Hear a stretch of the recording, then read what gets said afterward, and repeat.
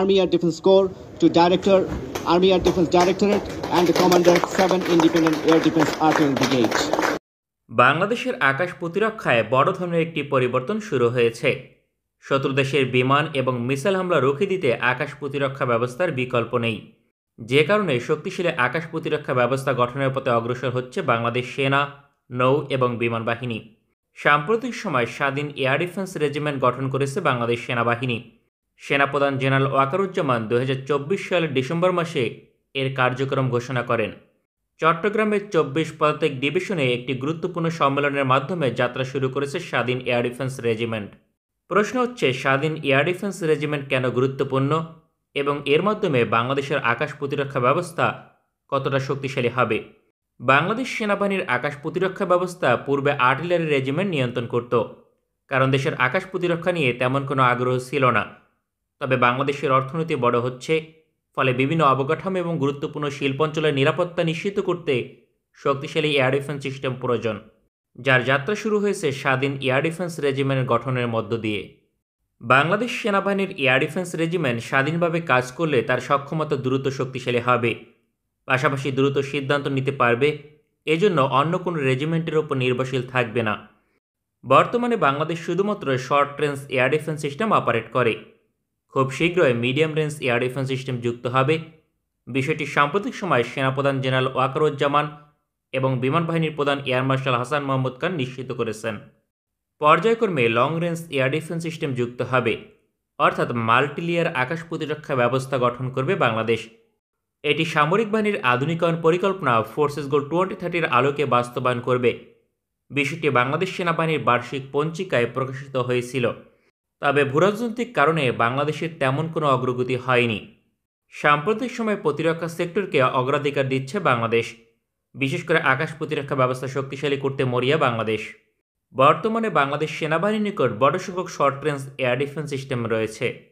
প্রায় প্রতি বছর বাংলাদেশ 1 থেকে 2 unit FM-90 short range air defence system যুক্ত করে, তবে এ বিষয়ে টেন্ডার দিলেও আলোচনা হয় না। 2024 সালের ডিসেম্বর মাসেও প্রতিরক্ষা ক্রয় মহাপরিদপ্তর short range air defence system ক্রয়ের টেন্ডার দিয়েছে। সুতরাং বাংলাদেশের নিরাপত্তায় পর্যাপ্ত short range air defence system অন্তত রয়েছে তা নিশ্চিত। এক্ষেত্রে বাংলাদেশ একমাত্র চীনের FM-90 আকাশ প্রতিরক্ষা ব্যবস্থা অপারেট করে, যার রেঞ্জ 15 কিলোমিটার। এখন সময় হয়েছে medium range air defence system ক্রয় করার। যদিও অন্তত 10 বছর পূর্বে medium range air defence system ক্রয় করা উচিত ছিল, কারণ পৃথিবীর এমন কোনো দেশ নেই যার অর্থনীতি $300 বিলিয়ন অতিক্রম করেছে অথচ medium range air defence system ক্রয় করেনি। কেননা অর্থনীতি বড় হলে বিভাগীয় শহরের নিরাপত্তা অনেক বেশি গুরুত্বপূর্ণ হয়, ফলে medium range air defence system ছাড়া পুরো বিভাগকে নিরাপত্তা দেওয়া সম্ভব নয়। Short range air defence system একটি নির্দিষ্ট অঞ্চলের নিরাপত্তা নিশ্চিত করতে সক্ষম, যে কারণে সাম্প্রতিক সময়ে শিল্পাঞ্চলের পাশে সেনানিবাস গঠন করেছে বাংলাদেশ। বাংলাদেশের অন্যতম শিল্পাঞ্চল নারায়ণগঞ্জের নিরাপত্তায় সাম্প্রতিক সময়ে ওই অঞ্চলে সেনানিবাস গঠন করেছে। যদিও সেনানিবাস খুব বেশি বড় নয়, তবে এর প্রধান কাজ আকাশ প্রতিরক্ষা নিশ্চিত করা। এই জন্য বড় সামরিক ঘাঁটির প্রয়োজন নেই। তবে ঢাকা, চট্টগ্রাম এবং সিলেটের মতো বিভাগীয় অঞ্চলকে এয়ার ডিফেন্স সিস্টেম দিয়ে সুরক্ষা নিশ্চিত করতে হলে মিডিয়াম রেঞ্জ আকাশ প্রতিরক্ষা ব্যবস্থা লাগবে। বিভিন্ন সূত্র অনুযায়ী Bangladesh medium range air defence system কিনেছে, তবে এখনও পর্যন্ত ডেলিভারি পেয়েছে কিনা তা নিশ্চিত করে বলা সম্ভব নয়।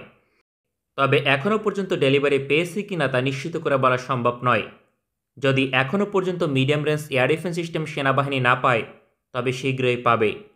শুধুমাত্র সেনাবাহিনী নয়, বাংলাদেশ বিমান বাহিনীও medium range air defence system যুক্ত করবে, যা সাম্প্রতিক সময়ে উভয় বাহিনীর প্রধান নিশ্চিত করেছেন।